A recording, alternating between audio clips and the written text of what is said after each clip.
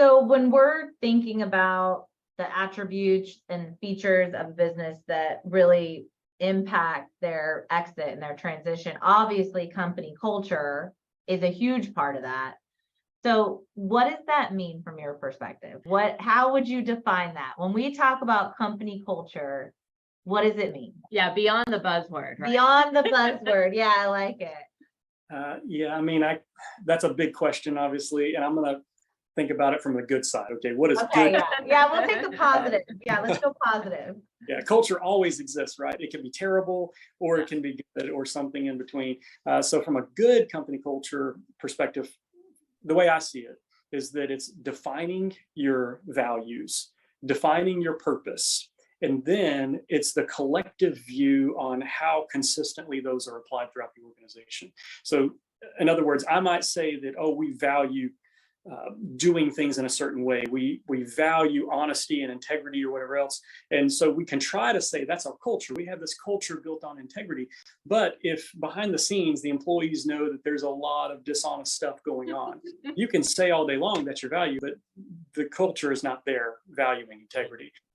So to me, it's about, you have to define what your values and what your purpose is. We exist to do these things. We exist to fulfill this need in society or whatever else.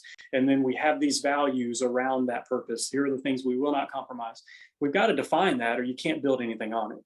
Right. But once it's defined, now it's about consistency and having that shared view of what the organization is throughout. Everybody, top to bottom in the organization, needs to know, hey, we're about these things and this is what we're trying to accomplish. And when you can get those things to all come together and to be consistent, I think that's good culture.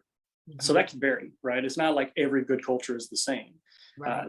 But it is understanding that this is us, this is who we are, and everybody kind of seeing that in the same way that, yes, they're serious about that and this is what we do.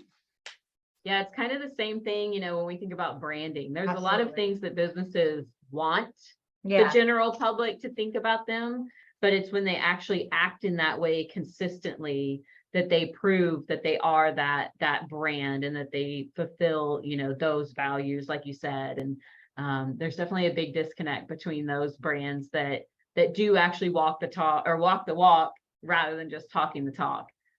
We can see for us on the marketing side, we will see a misalignment in their culture by looking at their brand. And one of the quickest ways I think that I feel like we always see it is in social proof, right? And those testimonials and reviews, we have clients come in, they're like, we've got the best company, the best product, the best service. And of course you do, right? Then it's like, yeah, but everybody's out here talking about past employees aren't saying great things, past customers aren't saying great things.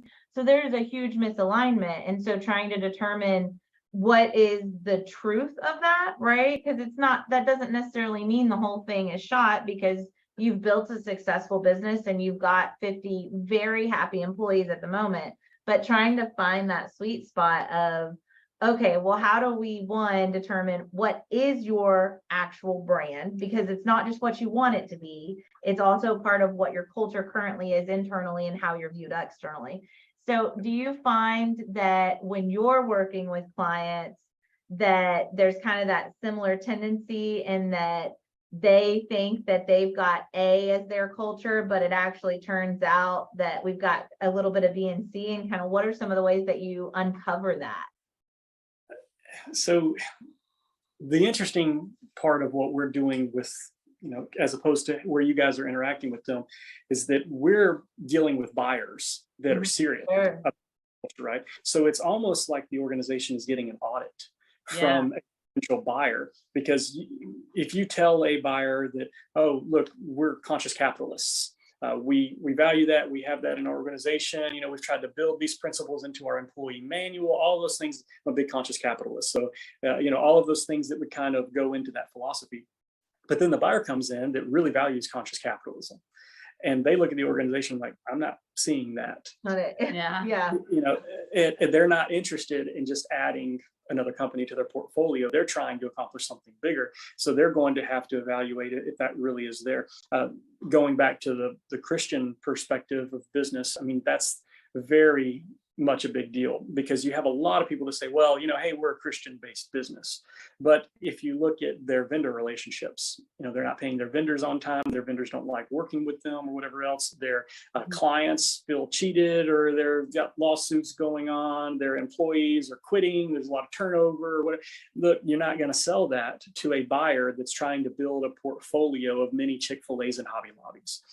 They're just going to take a more critical look at that. So yes, I will say that if you're calling us, then you probably have really been serious about your culture, because you're trying to exit with culture in mind. So that indicates to me that they are pretty serious, where you guys are probably dealing with a lot of companies that say one thing, but they haven't really gone down that road too far. To actually transact on the basis of culture is a big deal.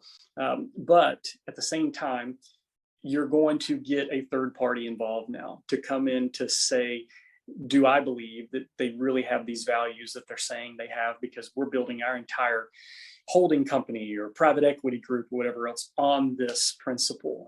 So it's an experience every time to have that conversation.